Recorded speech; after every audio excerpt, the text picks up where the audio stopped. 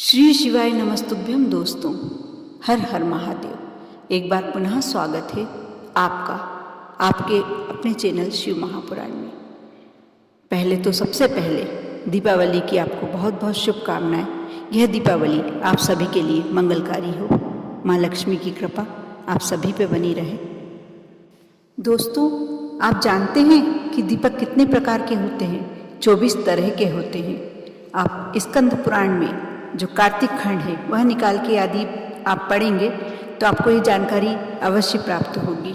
दोस्तों, कई दीपक में लंबी बाती, कई देवी देवताओं को लंबी बाती लगाई जाती है, कहीं गोल बाती लगाई जाती है।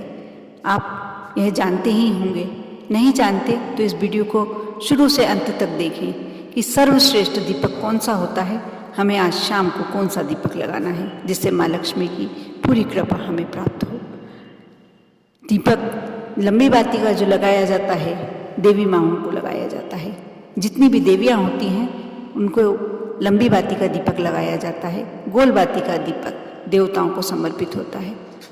साथ ही सर्वश्रेष्ठ दीपक तुलसी माँ का दीपक होता है। तुलसी जी की जो डंडी से बनाया जाता है वह दीपक सर्वश्रेष्ठ कहलाता है। मैं आपको आगे बताऊंगी इसे कैसे बनाना है और कब लगाना है, किसे लगाना है।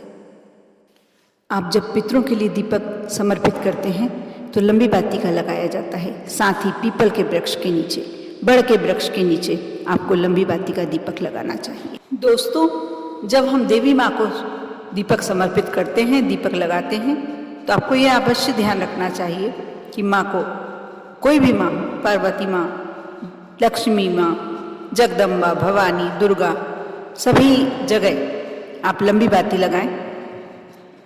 आप यह भी समझ लें दोस्तों कि क्यों देवियों के समक्ष आप लंबी बाती लगाते हैं, क्यों इसका प्रावधान है।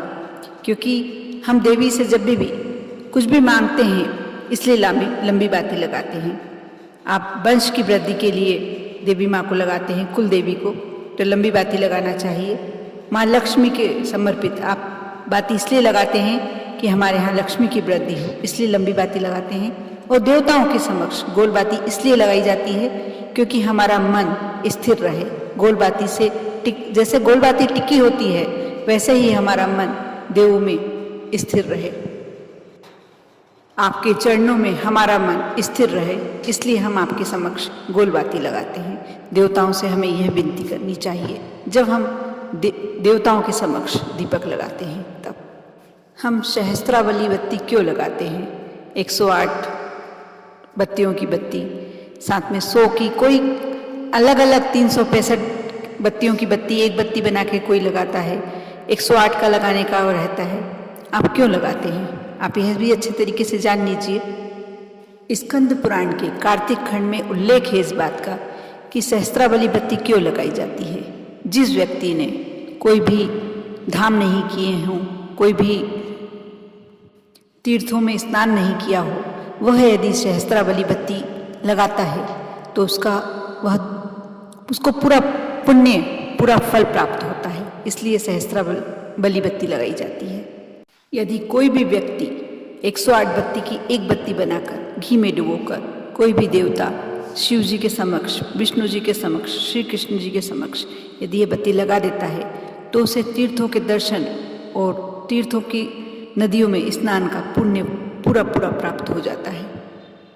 तुलसा जी की डंडी से यदि आप बत्ती बनाने का आपको विचार है तो यह द्वादशी तिथि, कार्तिक माह की जो द्वादशी तिथि होती है उसमें लगाई जाती है। उसको लगाने से आपको मोक्ष की प्राप्ति होती है।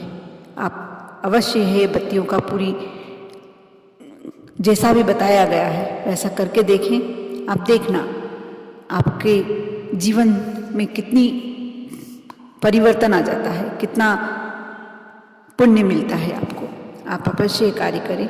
आप पर और आपके पूरे परिवार पर माँ लक्ष्मी की कृपा बनी रहे। ओम नमः शिवाय।